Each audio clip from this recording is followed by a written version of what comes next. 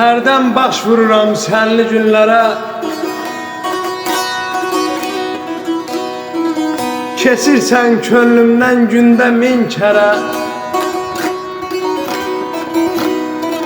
Həsrətinlə üst tuturam dəftərə, qələmi əlimə alıram hər gün, mən səni yadıma salıram hər gün.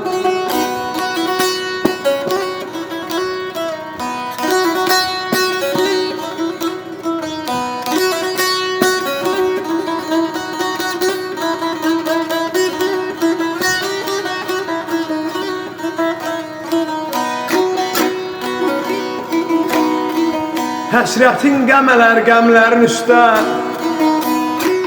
gedim dərman üçün kimlərin üstə.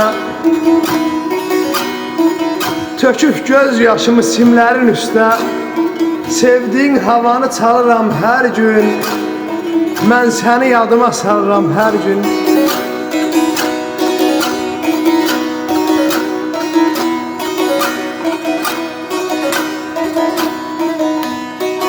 O son baxışınla anazlı canan,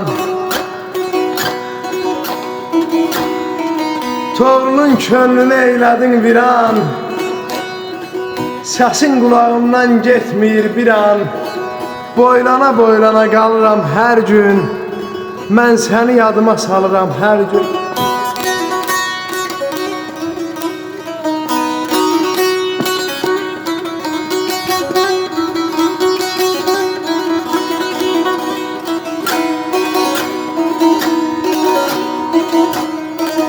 Sevdiğin havanı çalıram hər gün, mən səni yadıma salıram hər gün.